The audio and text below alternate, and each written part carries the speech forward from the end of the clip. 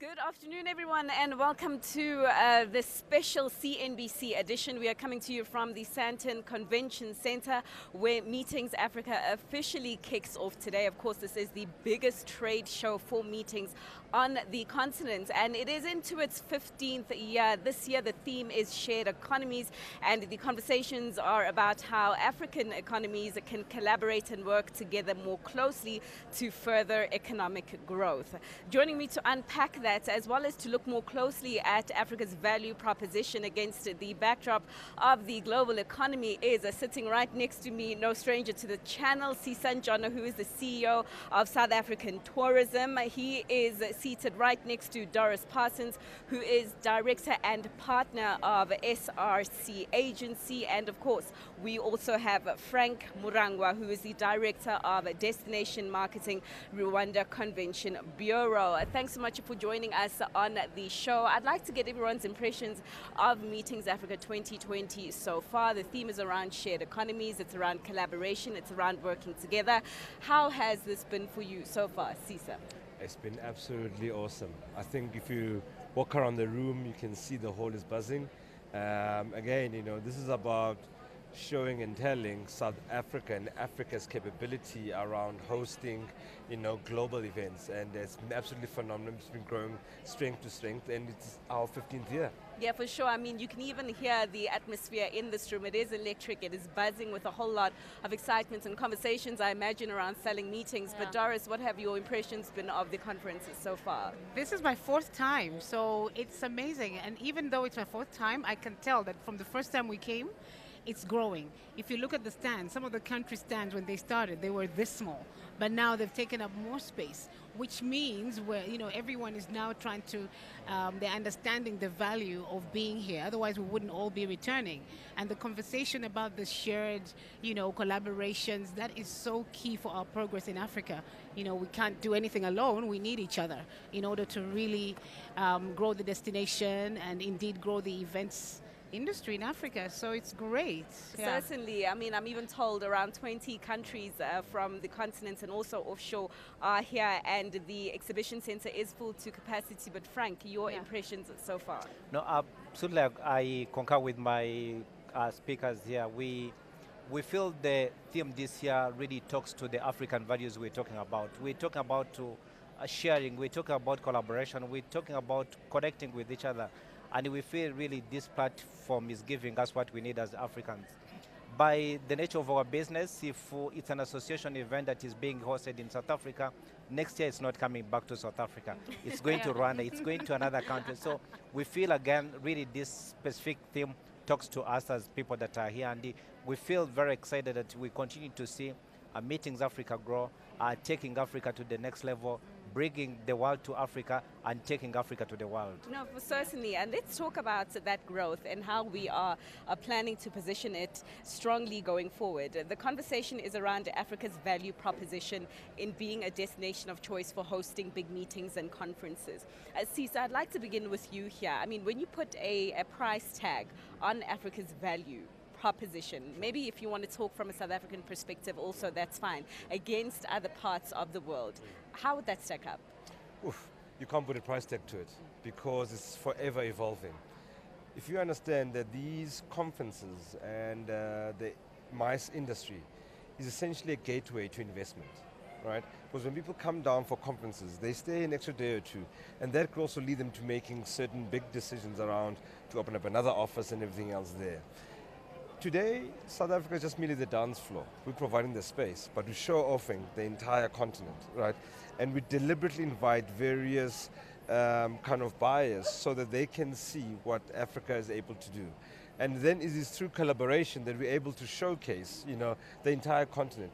We're at 20 countries thus far, and I'm very happy to announce that the DRC is the latest addition to come through there as well. So we want to grow that level of integration right across the board and make sure that we can make this truly a Pan-African conference. For sure. Doris, I mean, for you, if you had to look at the African stage as a place of choice in hosting meetings, what value would you put on that?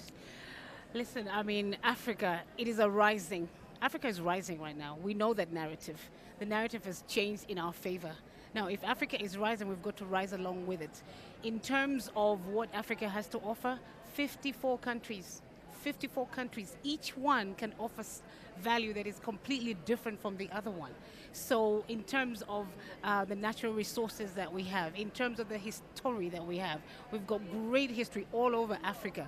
We've got so much to offer. And right now, if you look at where the world is going in terms of the type of tourism that the world is looking at, now people want to give back more than just to go out and enjoy their leisure time. They want what we call as corporate social responsibility type of tourism. There's so much of that in Africa. When you put people within the cultural settings, they know they can come and spend their money on whatever they want to spend on, but at the same time, they can give back. South Africa and Tanzania, I think, are doing really great in terms of things like elephant collaring. People can come to Africa while they're on holiday, but at the same time, they can be involved in some kind of sustainability, activity. And we've got so much to offer. It is growing, it is rising, destinations galore. Yeah, we have all the what should I say, the sites that are in Africa. We've got Ngorongoro in Tanzania, the gorillas in Rwanda, Vic Falls, so much to offer. And the world now is looking at Africa as a new destination. We need to... Beauty, abundant beauty. I remember our president once said at a conference, Cyril Ramaphosa, that when God made the world, he took extra time on beautifying Africa. But Frank, we have seen such a lot of activity happening in Rwanda in recent years by way of hosting a lot of conferences and meetings. I imagine that the economic growth that East Africa has been experiencing is a part of that. But in selling your destination as a place of choice, what kind of value are you putting on Rwanda and Africa as a whole? I think it's really telling the story of Africa. Today, many people don't know that Rwanda is the safest country in Africa and also fourth globally.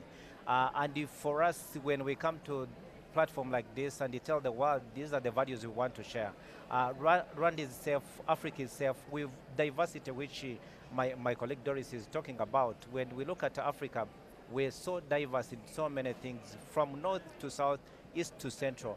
So that is really the value we take into the world. And specifically from Rwanda, what we've chosen, we've made a deliberate decision really to grow the mice industry. Reason being that it's one of the drivers to economic development in many developing countries. And to make it happen, you've got to do the right investment, you've got to do the right attractions in terms of businesses you bring to your country. And so what we've done is investing in the right infrastructure, but also creating ease of access to our destinations. You may know that Rwanda was the first country to streamline the access to the country. We simplified our visa processes and everyone gets visa on arrival. And that's the value we take in the world, which other countries don't have. And if we continue to do that, as Africans, we're going to even open our doors and open our opportunities to many African countries. Which is true. Other countries don't have. Our country doesn't have that ease of travel in terms of visa regulations, CISA. If we're talking about driving more investments in this MICE industry and building on what we have, how do we go about doing that? Absolutely. So you start with the end in mind, right? And it's all about the economy. It's about trade. Right? And then what you want to do basically is to make sure that as African countries, we're starting to diversify our revenue streams as countries. We had an over-reliance on mineral resources and manufacturing, right? And now we want to dilute that a bit and add, the services industry, which is actually the tourism one, into that part. What we want essentially is to actually grow our GDP. Tourism does it for you. You actually import people in to come and spend into your economy that shows up your GDP essentially. Now, what you want to be able to do is to have all these things, ease of movement, remove all the barriers as much as you can. And you've got to start inward out, right? So you first started with domestic tourism. You've got to get the culture of travel within the host countries themselves. Then you go to regional, right? So at the moment, the South Africa's president is chairman of the AU for the year. At the back of that, we've got to leave behind a legacy that says we can actually make the free trade agreement actually work, both in goods, services, and also people as well. Then you can look at the world, because that to me is how you're going to actually put all this thing together to actually kickstart Africa's economy so that we can be better trade partners to each other as African countries. Sure. You know, and not only just look offshore, but also onshore to be able to kind of get there. Sure, let's continue to unpack the number of factors that I imagine that we'll need to do as a continent to improve our value proposition. And you started off with the free trade agreement, and I'd really like to get your view on this. Doris, this free trade agreement right now that we are looking to implement on the continent, are you seeing this as being a factor that potentially increases the continent's competitive edge in hosting big meetings? Definitely, because if that is going to be implemented, it means now we're able to collaborate even more. It means even as service providers, see, our company is a professional conference organizer, and we also are a DMC, which is a destination marketing company.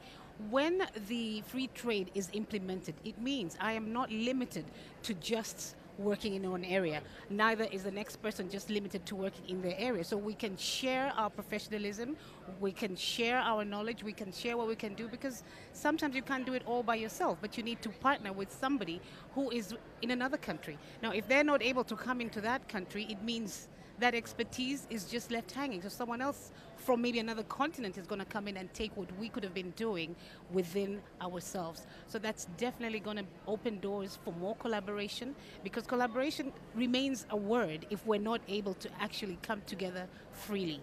Because we talk a lot about collaboration, but are we really doing it? Until it comes to the part where Africa is collaborating, then we'll begin to see the real value. So the conversations are there, high level, the conversations are there, mid-level, it's time for implementation.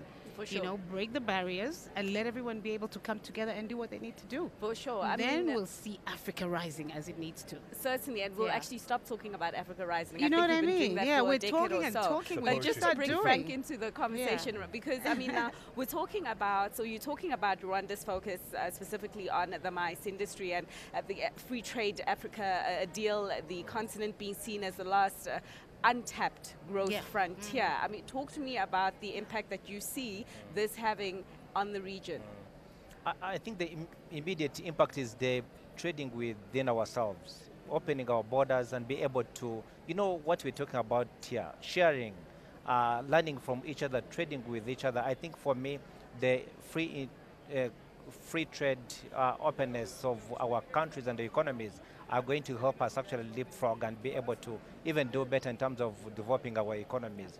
If I look at what is happening from East to Central and, you know, Africa, the more we open our borders, the more we're able to get opportunities. Specifically, we can even grow the business industry, the mice industry within Africa. We've got so many potential that we've not really tapped into. So the more we see these mechanisms that are opening Africa, the more opportunities are there for all of us. Yeah.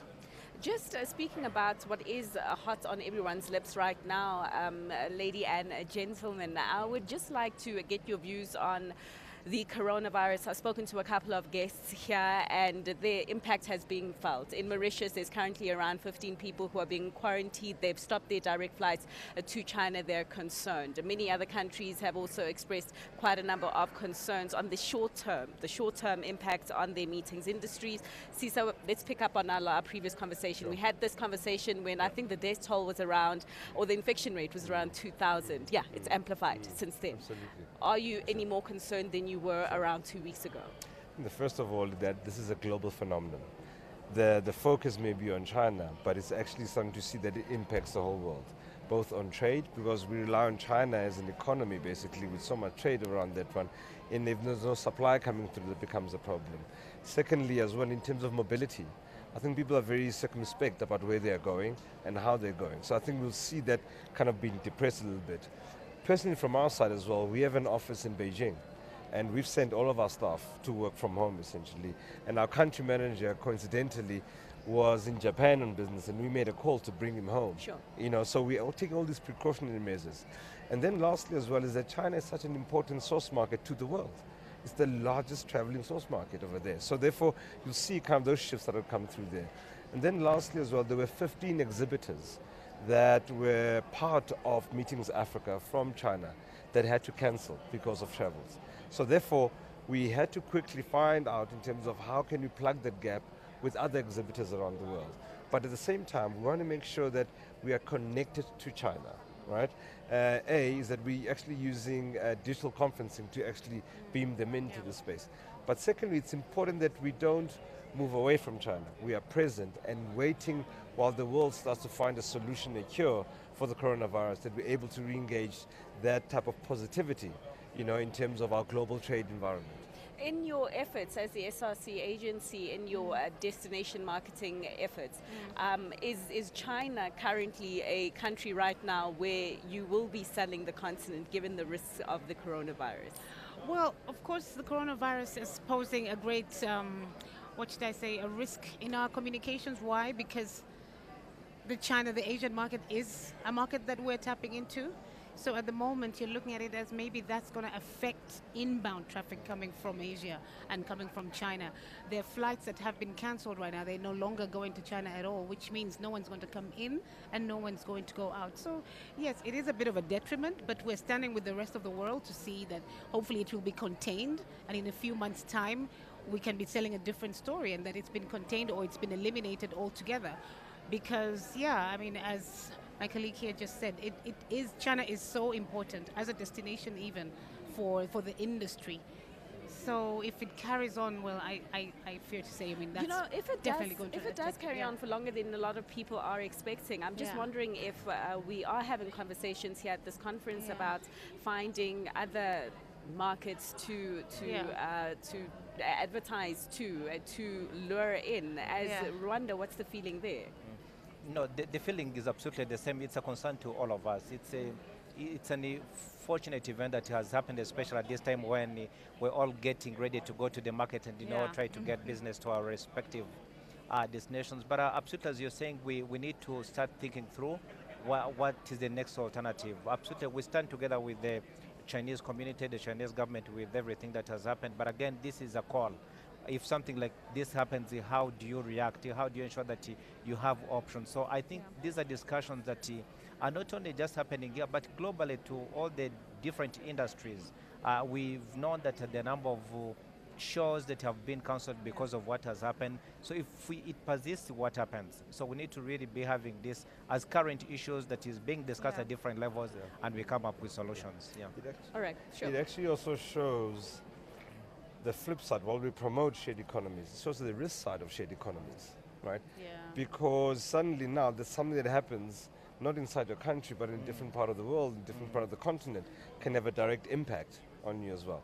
So whilst we're definitely moving towards shared economies, we've got to make sure that we are all vigilant in terms of managing the risks that come with shared economies, right? The last thing the continent needs is a confirmed case of coronavirus. You can imagine what that will do, And typically the world views Africa as one country, right? When something happens, and we've got to make sure that as a continent, we are at the front face, at the edge of it, to make sure that we can protect ourselves. But also alternatively, to find a very humble way of saying Africa is a safe place to travel to. Yeah. So using absolutely, the but virus humbly as as well. advantage. Absolutely, that it's a safe place to come and have confidence. That also a safe place to come and actually enjoy leisure tourism. And that is, whilst we are concerned, and absolutely so, about our fellow countrymen in China as well, to make sure that we also can get our economies moving as well. For sure. I mean, Sisa, you're right when you say that the world generally tends to look at Africa as one. We did see the impact of the Ebola virus and what that did to tourism in many of our countries. But unpacking your point further around leveraging what is a disadvantage to Asia right now and using it as an opportunity for Africa. The state of readiness, though, to make some of those big conferences that have been earmarked for the East shift here. Is our continent ready? Doris? Well, that is a multi-million-dollar question. Oh, are you saying because you're hosting Meetings Africa? We're ready. I mean, as a country, to kind of step in there, what we've done is we've noticed a couple of conferences that are potentially being cancelled. We've written to them and offered.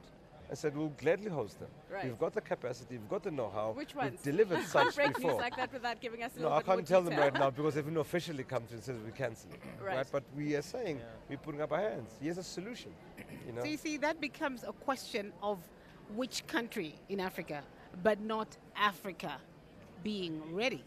See now, South Africa, if you look at the rankings, of course South Africa are number one in terms of the events and conferencing industry because of the capacity that they have.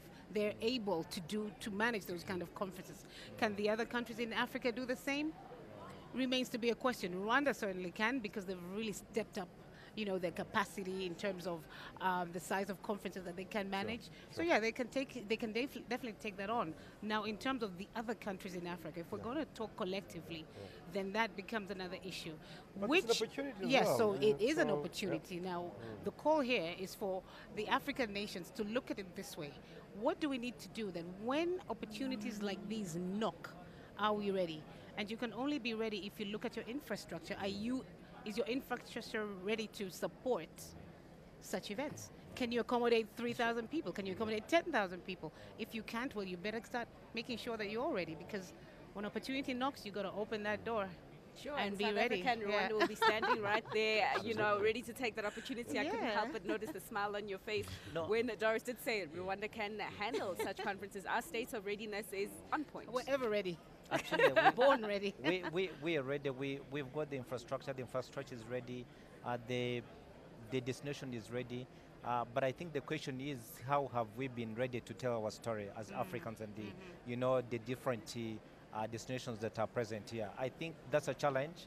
How do we go out and really maximize the media out there to ensure that we tell the story of what we have? If we had even told the story before, it would even be easier now to have reference.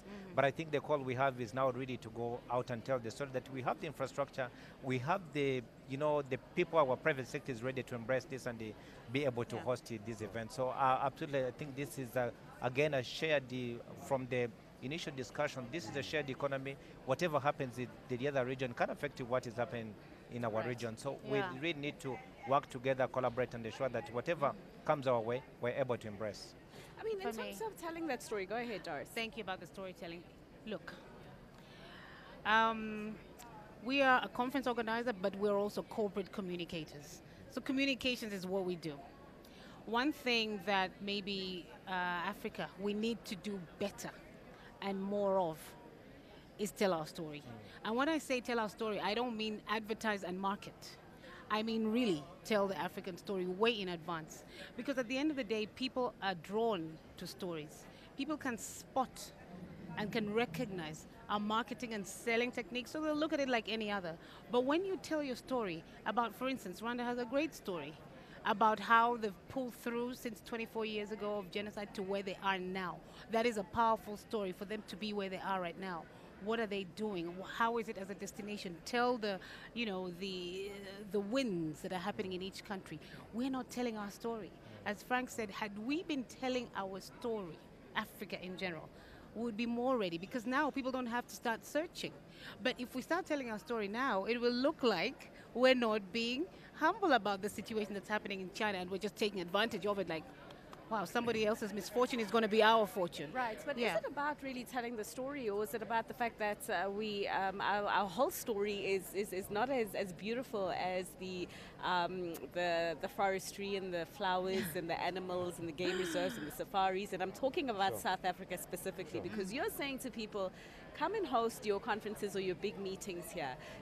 When they ask you, do I have guaranteed power supply? What's your response? When they ask you, what's the level of business sentiment on the ground that will come to these conferences and attend? What's your response? Okay. Part of the story is being authentic. You don't need to make yourself pretty and beautiful. You tell it like it is. And what you do, invite people to be part of the story, to be part of that solution. That the more conferences, the more you do business with Africa, Africa improves as well. So become part of the solution as to becoming armchair criticizers. What's in it for me? Right. Absolutely, what's in it for me? You know, there's something special about motivating the parts in people that get involved into something bigger than you. Right? So therefore, when you host a conference in South Africa, as an example, or in Africa, it's more than just the meeting that you're having, but the ripple effect that you actually have on those economies, those communities, and also the research, the decisions that get made, that city becomes a reference point for all those decisions made. That is really, really powerful. So therefore, when we position ourselves to the global stage, We're not just saying, yes, we can host it, we've got electricity, we've got this, that. Beyond just the physical attributes, but more towards the one about be part of the solution. This rising, Africa rising story, be part of it. You know, and then again, you know, just to kind of speak to what earlier on is that we actually now proactively telling our story as to passively defending it. Sure. You know, and I think that's the difference over there. Yeah. And that's what you're just really trying to put forward. And again, I like the aspect of it that says, geez, maybe if you can't do it alone in South Africa, but combined with, you know, Rwanda, guess what? You've got another 5,000 beds that you can put on the table there. And we've seen this, that actually big conferences can actually be held at different jurisdictions, different countries as well. And it's about how you coordinate all those pieces together. And just picking up on the point that the both of you made around inclusion and inclusive growth, I mean, this is something that the continent is trying to achieve collectively, inclusion for women, inclusion for the number of young people that don't have jobs in this continent. I'd just like to ask you how an industry like this can help the conversation or realize the goals of including the marginalized in the formal economy. Frank? I think it's really from understanding the impact the industry creates to an economy. We all know that if you're involved in the industry, it trickles really down to even the farmer. That's a very good example.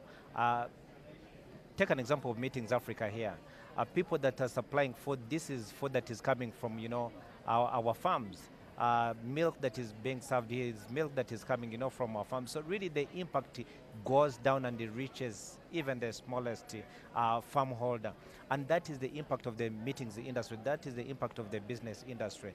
The value chain, the ecosystem of people that are involved, from transport to banking, to, you know, people, the protocol, from schools, everyone is involved. And that's the impact we see with the business events and the MICE industry. And the challenge to us is how do we take advantage of that? How do we ensure that it really is inclusive indeed and making positive impact to our community? But from a positioning point of view, this is one of the best industry I think we all have as economies. Yeah. Perhaps my other panelists can offer possible solutions on how we address that challenge of really, you know, maximizing that value chain and increasing the level of inclusivity currently on it. Doris?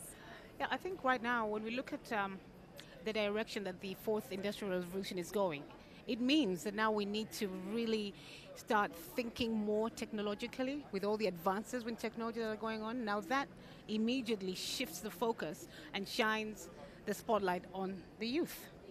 They're the ones who are able to really maximize on what the advancements in technologies are bringing into the industry right now. So this is the time for youth to be fully included in anything and everything, not just the events industry, but in all the other industries. Because if we don't recognize this now, that our youth are the ones who are actually going to be the leaders of tomorrow, because they're the ones who are able and capable of grasping where technology is going quickly. If we don't give them that chance, 10 years, 15 years from now, we're going to be obsolete. I mean, it's just as simple as that. We need to make it easier, put reforms that make it easier for youth to be assimilated into industries. When a young person comes to ask for a job, we should now say, we need 15 years experience. In what? If you look ahead and see where the industry is going, you don't want, when a youth comes and knocks your door, take them immediately, because they can revolutionize how you do business, because they can understand the fourth industrial revolution much better than the older generation can. Right. And you know, the time is now, really. Right. It's all about the economy. Yeah. You know, and I think the famous former president of the US said, it's all about the economy, stupid, right? It's trade, right? And this is what the world is in a knot over at the moment. Brexit's all about trade. The US-China is all about trade, right? And it's about a focus that we says, how do we trade ourselves as different countries on the continent to better prosperity? That's how you're going to get there. And using the various sectors or avenues in order to do that. And then business tourism, the MICE business is one of them as well. Also as well, understanding the entire value chain. Because, by the way, tourism is a very difficult sector to measure. Because I think, as Frank had said, is that the farmer supplies produce into a conference and everything else. But that produce is measured as agri-tourism, you know, not rather agriculture, not even tourism as well, right? When tourists come here and they spend money in the shopping centers, it's retail. It doesn't get Exactly, yeah. attributed to tourism. So therefore, what we see in tourism is merely just a small microcosm of what's bigger. Yeah. That's there as well. So every time, in the country they announce agriculture numbers go up, I say I lay claim to that because, it's my tourists that are actually more eggs as an example to kind of really boost that thing. But Exactly, yeah. it's about painting the entire picture that one conference can actually activate an entire sector and community. What's important, however, is not to import stuff in, Sure. but rather to look around and says, Yeah. if it doesn't exist, let me help to develop it, as opposed to kind of importing it in. Sure. Well, if it's any consolation, Sisa, whether it's agriculture or retail, I mean, growth is growth, right? Growth And is growth. ultimately, it's contributing to the bigger value pie. We're talking about collaboration, and perhaps maybe if a conference in Rwanda is full to the capacity, maybe we've got a partner in the form of South Africa or Kenya or even the DRC helping to take over. Except how do we collaborate when it's so difficult for us to get to each other's regions by way of yeah. air connectivity specifically and also rail? I mean, what kind of conversations are you having with the related industries around fixing that so we can strengthen the level of collaboration within our meetings in the business industry? Frank? No, we've actually already started with what we're doing here. When we come here, we come in to collaborate. It's a platform that is given to us. When we come here, we're meeting people that are interested in South Africa today, but tomorrow they're interested in Rwanda. With also the South Africa Tourism and Convention Bureau, we've started to do joint marketing initiatives at the global level. So when we go out, we're showcasing the diversity of Africa. And those are helping us to show that Africa actually is rich in terms of offering, in terms of infrastructure, but also in terms of experience. And so we want to scale up those initiatives to ensure that while we go out, we continue to market ourselves as a rich diversity destinations. That these are conversations we've had for some time, and we've started implementing them. But beyond, I think, going out and market the region and the continent together, we've also started creating the events that are made in Africa. The Intra-Africa Trade Fair that started 2 years back in Egypt is coming to Kigali in this year in September, Intra-Africa Trade Fair. And the next 2 years is coming to South Africa. So yeah, I think what we're seeing here is a platform that allows us to learn from each other, get to know what is happening in the respective countries, and borrow from them, and then create our own events. And this is really the way to go. If we continue to do that, we may not even depend on others. We're going to find solutions within Africa. And I mean, just to add on to that one, I don't know how many conferences I've been to on Africa, but in Washington, right, or in Europe somewhere. And it's like, no. You can't be talking about issues here, but in another country. And I think at that time, we never realized the opportunity that's there. Now there's a sense is have it here, right? Yes, but So- then they say to you that now your national carrier is cutting back on quite a number of routes. I can't even get to you directly. What do you say? Well, what we say basically is that we actually have an open skies policy as a country. Invite others that can do a better job at it. If we are not capable of doing it as South African Airways, as an example, invite others. What we want is connectivity. And there's a bigger job to be done in terms of how do we network the continent itself around connectivity. Whether it's airline, whether it's rail, or whether it's road, as an example, right? And it's that infrastructure that needs to be put in place. I think I'm quite hopeful in terms of you open up the borders, you create a business case as to how we can actually connect. And sometimes you need a catalyst, right? That says, here's a big event, we need to kind of connect. You actually force things to happen, and in the back of that, you actually bring momentum into it. For sure. And also, all this is just part of pieces on a jigsaw puzzle, so to speak. Because the destination is one thing. But I think the rest of the world will also be looking at, right, you've got the destination that we might want to come to. You've got the infrastructure that we might want to be part of, to bring our events to, but do you have the expertise to run it and manage it? So now that also becomes a deciding factor. So Africa, a challenge that we sort of need to overcome is to really get our professionals to start speaking about themselves. Look, if someone doesn't know that you exist, it's your fault. You should have told them that you exist. You should tell them that we do have the professional conference organizers who are able to manage your conferences. But yes, because someone can say, yes, I can come to South Africa, fantastic. You've got the venue, great, but the venue's not going to manage itself.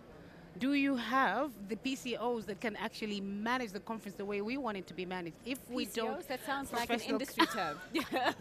a professional conference organizer. Right. If you don't have the professional conference organizers to manage it, then, you know, the people who would want to come will be skeptical. They'll think, you know, bringing someone from where we are from might cost us an arm and a leg, so it'll be cheaper to just have it in Europe.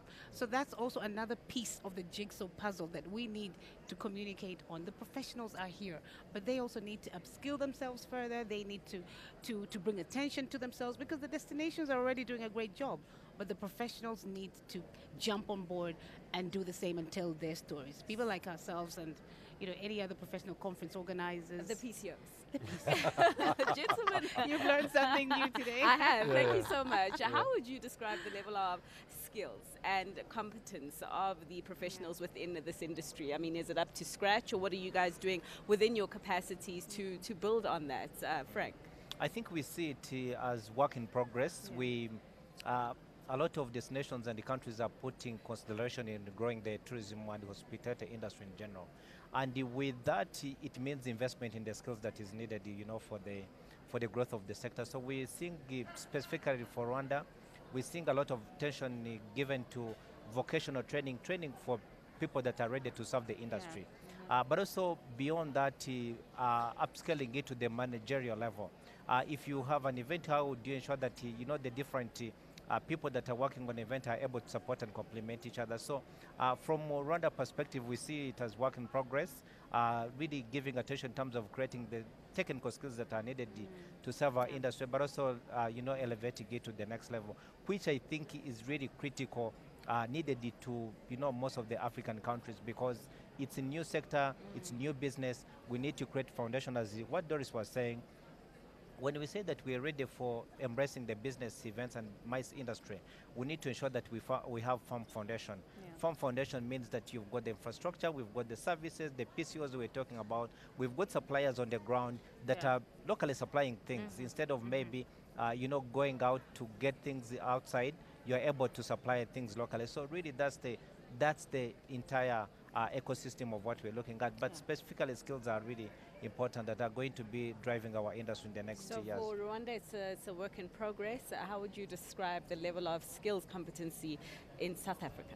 I think it's always a work in progress. I think when you stop progressing, that's when you go backwards, essentially, because it's ever evolving. But what's important, though, is not to cut and paste what the world is doing. What's our local take on it, and deliver it in a way that actually brings more of ourselves into it. You know, I keep on going back to the stories part. You know, people don't remember facts, but they remember stories. Exactly. The stories touch them, right? And then what is it that we're going to put forward as countries, as the continent, that actually says, here's our contribution to the world in this conversation about X, Y, and Z. Let's talk about innovation, and it was mentioned, the fourth industrial revolution, and the way that it is changing the way that we all do things. Gladly, or thankfully, because of increased technology and innovation, the Chinese exhibitors and buyers are able to dial into this conference. I'm just then wondering what this means going forward. We've got more ease of connectivity globally. I mean, then one has to ask, what's the use of having events at big buildings like this? I mean, how do you see technology and the fourth industrial revolution changing or shaping the way that future meetings and conferences will be hosted? Sisa. Technology is a great enabler, right? And don't look at this as a zero-sum game. It doesn't take away, but adds on, right? The first part is that the human interaction is always important. For people to do business, they need to meet each other at some point in time. So therefore, my view is that the physical conferencing will still continue, it will grow. But what has happened now, instead of having an audience of 100, you now have an audience of 500. Technology has brought in that extra 400. Many people that never saw themselves as part of tourism, whether leisure or business, now start to realize actually I play a role within that ecosystem. And that to me is how we're going to get the growth going. Joyce? Absolutely, I totally agree. I mean, technology isn't here to take the place of, but it's here to enhance what is already existing. You know, I think the statistics say that the results of the fourth industrial revolution will take away almost 73 million jobs. That's just a statistic. That's the bad news, but the good news is it will create another 130 million jobs because someone needs to run all these technological advancements that are going to be in place. So it's definitely an opportunity and not a threat. So we're looking forward to it, yeah. And Frank, I imagine you're going to say the same thing because I know Rwanda is busy there building its young Silicon Valley, but technology and how you see it shaping the future of meetings. I think it's the future of everything we're doing, from the meetings industry to agriculture to medical. It's really technology is the future, and we seeing a lot of investment into innovation. What is current? How can we improve for future? How do we make sure that tomorrow is better? And we're seeing a lot of investments from different countries investing in technology. We've had the 4G, but now the discussion is the 5G. So how ready are we as Africans to ensure that we take up the challenge of 5G? And specifically for Rwanda, indeed, we're investing in Innovation City. We've attracted some of the tech universities and science tech unis across the globe. They've set up their offices and headquarters in Kigali, and that is part of creating the ecosystem that we want. And so for sure, I see it as the future. It's also a great leveler, and it allows the continent not just to catch up, but to quantum leap, right? So therefore, catching up is no longer part of the game. Is that how do we quantum leap what's happening around and using technology as a great enabler? Because again, we're able to tell our stories much quicker, much faster, using platforms that we actually have line of sight to, as opposed to a third party saying it. But I suppose it would be if policy is aligned to that quantum leap. And I'd like to talk to you about that, though, the political framework and whether it is supportive of really boosting the level of meetings and conferences that we do have on the continent. Frank? No, absolutely. We completely agree that in line with the meetings industry, we see it being a key component of everything we're doing. If the policy is not there that allows the private sector to invest in, becomes a challenge. Exactly, yeah. So it all comes with the proper policies you have as a government, as a country, to ensure that it enables investment, it enables the startups to come up with with the ideas that are going to help us shape the way we're going to run meetings, the industry in the future. So for me, policies are very important, and we're very privileged to have a country leadership that understands that indeed without having proper policy framework becomes hard to move forward. And our government has really invested a lot in creating policies that are supporting investment in the technology and innovation, but also the entire ecosystem of public institutions supporting investors that are coming to Rwanda to invest in the ICT sector. So I see it as really big key component of everything we're doing in the country. Well, I'll be the objective one and say that unfortunately as South Africa, we are not as privileged to have a policy environment that business feels safe in parting its capital with. So you don't have to say it, your job could be on the line. But nonetheless, how do you, within your capacity, within your role, as you go and showcase South Africa as an investment destination in the tourism fraternity, how do you overcome the challenges and the questions around policy and the fluidity of the policy that we have seen thus far? Twofold. We've got a role to inform and educate those policymakers in this country about the impact and consequences of either doing or not doing, right? Because if we are going to be very clear about growing this very stagnant economy, we need certain things to happen in place, right? So therefore, at times, I find that our voice is muted as probably the tourism fraternity in terms of highlighting exactly what we need. There's been advances. The first one is around, the barriers, talking about, for instance, visas, mobility. What you found is that the unit was very focused on protecting the country to the extreme that it actually kept out trade. Right? And saying to them, we need to find a balance. Yes, we want to be protected, but we also want to let in trade to happen. Otherwise, we'll be protected and poor. And that in itself becomes a problem. Or we're rich and unsafe. So therefore, that's where that balance needs to come in and making the case for it. To the world, I think what we do is we give confidence. You give it by examples of what you've done. not only talking about what you're going to do, but what we've done, right? That we've hosted WEF conferences in the country. We've hosted, the biggest conference we had is the AIDS conference of 22,000 people coming to Durban as an example. That we are actually hosting in May the World Ophthalmology Society of 19,000 people coming into Cape Town for a period of 5 days. Do you get what I'm saying? And these are the credentials we keep on putting over and over again, that we do it, it can be done, but in spite of all of these challenges that are there. To say now to the policymakers, just lift up these things, and 19,000 become 40,000, etc., etc. For sure. I mean, we have unpacked quite a lot of things in this discussion so far, and as we do really begin to wrap, we've looked at the influences of infrastructure, the lack thereof, on meetings and hosting more meetings. We've spoken about the fourth industrial revolution, the coronavirus, and many more. One thing that we haven't addressed is the current trend right now of sustainable everything, because climate change is a real risk that has been recognized globally. So how is the meetings and conferences industry being shaped by this, and what needs to be done to ensure that we are a solution maker here and not a contributor to bad emissions? Well, right now, the meetings industry, you find that the organizers themselves are demanding that you are holding your meetings in a more sustainable manner. If you can't show that, then they're not going to bring it to your destination, neither are they going to bring it to your venue. So you have to show that you are disposing of waste properly, for instance. You have to show that you're using material that is sustainable. No more plastic, no more glass. You have to show that you are actually using more sustainable material. You have to show that you are sourcing most, if not everything, of what you're going to use in the meeting from within the country. You have to show that you're reducing the carbon footprint straight across from your setup, the material you use to set up, and even through to your menus. They have to be, to show that they're reducing the carbon footprint. So if you don't do that, you're going to fall off the events right now. Every event right now, the bigger ones anyway, are having to report on their carbon footprint and the effect of that event to the environment. So they want to be as low as possible. And they have to report that to their stakeholders. So as planners and as venues and as destinations, we have to show that we're very much conversant, that we very much understand, and we are aligned, actually.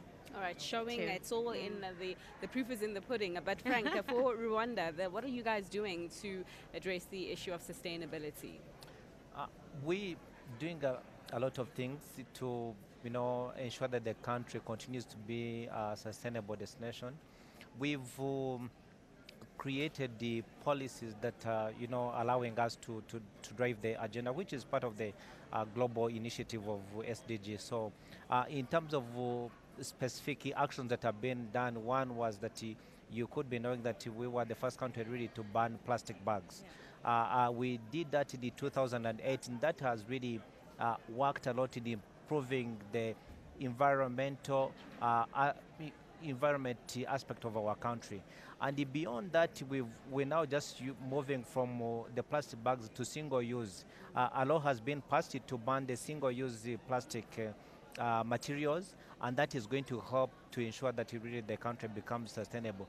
But I think from a meetings industry perspective, we have a great opportunity as people that are working in the industry, because the central point, how do we use that opportunity to go back and inform the public, to go back and inform the private, to go back and inform the stakeholders that this is how we need to advance the sustainable initiative.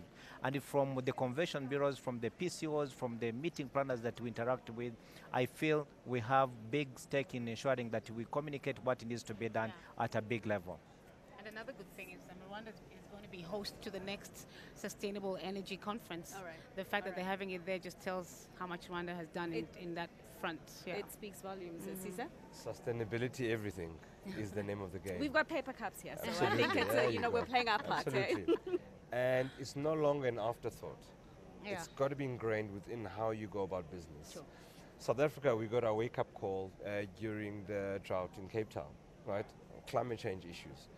And that actually forced us to reconsider as to how we position ourselves to the world. Because immediately now the conferencing world says, ooh, we don't want to hold a conference in a country or in a town that doesn't have water, as an example. the approach that we took, instead of sitting back and defending and becoming almost victims, we were on the front foot and says, let's inform and educate the world about sustainability. It's actually not a South African phenomenon, it's a global thing. That yes, we have the drought right now. It's not a matter of if, it's a matter of when in other cities as well. But how do we share the playbook with the world as to how we're responding, to climate issues, so that this becomes the new norm globally as well? And I think we did that quite well. And we invited conferences to say, hey, come have your conference. The added challenge is, how do you make yourself carbon neutral? Right. And that became a challenge. They said, no, we want to hold it over there. So almost saying that if you can hold a conference in a Cape Town that's in a drought, you've done well. Sure. But the impact of having that conference there reverberates in the economy. And then you have a town or a region recovering as part, or rather as a consequence, of those conferences that were held there. All right, and thank goodness that we did not become the first city to run out of water in the world. I imagine that manual as to how to avoid that is something that has quite a lot of currency. Yeah, we're selling it globally. I imagine. No, we're sharing it. Just as we wrap up the conversation, we still have quite a number of meetings. I imagine that you guys will be attending today and tomorrow. What is your key messaging? What will be your key takeaways from Meetings Africa 2020? Frank? No, I think the takeaway is that Africa is ready for business. We here selling Africa to the world, and the world is here to buy us. So I think really the message you are saying that from a destination point of view, we are ready. Rwanda is ready, South Africa is ready, any other country that is present here is ready. So we here telling the story our own self that we're ready for business. And looking at the next 2 days, we want to ensure that we seal business. We go back with the, we ensure that there's return on investment of why we came to participate here. Yeah, for sure. Doris? I would say, you know what, it's time to act. We've talked enough. It is time to act. We're talking about collaboration. It is time for actually get on with it and just collaborate. In terms of the storytelling, if we don't like the narrative, we just need to change it and shape it and tell it the way we want it to be heard. That's all, yeah. Cesar? And the main one is that we've been doing it, so let's do some more, essentially. And we do have the capacity, we do have the competency, and we also do have that special magic that we can add on as well. And essentially saying to the world, come do business with us. We're in the era of trade, not aid. Sure. that becomes important, because that is much more sustainable than actually looking at handouts. Africa's outlook is different, right? And we're inviting people in, and I think that becomes key. Frank, I was going to wrap, but you did mention something around what you're hoping to go back home with. You mentioned the fact that you're not trying to go home empty-handed, and there were deals that you were hoping to achieve by way of that. Anything so far on the table? And if not, whose pocket are you targeting here? we have some solid, leads we've got from here, from incentive perspective. The number of groups we've discussed that are considering Kigali for 2021 and the 2022, given the exciting investment we've done in the incentive experience. And so we indeed in the process of finalizing the discussions to have those. But beyond that, we also seen a number of events that, considering Kigali for 2021 and the 2022. As you know, most of the big events, they've already decided where they are happening in 2020. And our essence being is to, plan for the future. You're here discussing an event for 2025, and it has to start now, and that's the action we're talking about. All right, so Cesar, you also have to come in here in the conversation. I did notice that there's quite a number of pipeline deals that are already bedded down for 2020. As Frank said, most of the big things have been confirmed already. But as we're talking 2021, for a man who's operating with very little money, given the country that you are in, what is that pipeline looking like? Oh, it's looking very positive. I mean, the conferences you see happening now are the fruits of the effort and work that happened 5 years ago, right? And that becomes key. Remember, it takes a long time to secure and actually confirm these conferences, but it can take a second to lose them, because if something happens that's out of your control, something that you bagged 3-4 years ago, people can say, listen, I'm exercising my right to pull out of it. So you always got to be on the ball. You always got to look forward and throw forward. But also, you've got to read the mood of the world. Where are things going to? And how then do you differentiate yourself in this very noisy room of every destination says, come to me, I can do it better, I can deliver X, Y, and Z. What's that key differentiator? And I think collaboration becomes quite key as to how we can authentically put forward Africa's conferencing capabilities. For sure. And Doris, I don't know if you want to weigh in here, because Cesar had mentioned in terms of big global events, we host the World Economic Forum on the continent. We hosted the World Cup in 2010. And of course, there's the annual Mining Indaba that also happens, that attracts quite a lot of global investors. Is there any conference as a marketer, as a communicator in this field that you think that Africa should be pitching for or should have, that should come here? Well, are we talking about Africa in general or Rwanda now? If you want to sell Rwanda, Rwanda is in Africa. Listen, I mean, from my perspective, Africa needs to up its capacity game. Otherwise, we can't pitch for these big conferences. See, now Rwanda can, because they're already up there with their capacity. You'd want all these big events, but where are you going to put them? And that's really is the reality. So of course we'd love for, you know, the rest of Africa to be able to host and pitch for these big events. But the reality will dictate that maybe now's not the time quite yet. But as Cesar said, conversations that are happening today are a result of seeds that were planted 3, 4, 5 years ago. Sure. So whatever Africa is doing today, we will see the results of it 3, 4, 5 years ago. If you look around, there's so many African countries that have come on board right now exhibiting, which means they're in the right place in terms of planning for the future. So definitely the future is bright in that perspective. And for us as a professional conference organizer, when a destination is sold, I'm sold. So everybody's happy. For sure. Doris, a perfect position to end the conversation as our panelists do talk about the brighter future that Africa certainly has to host more big conferences and meetings on the continent. This is where we're going to leave it for you for now, but do stay tuned to CNBC Africa for continued developments here at Meetings Africa 2020. From myself, Fifi Peters, and the team, it is bye for now. Thank you.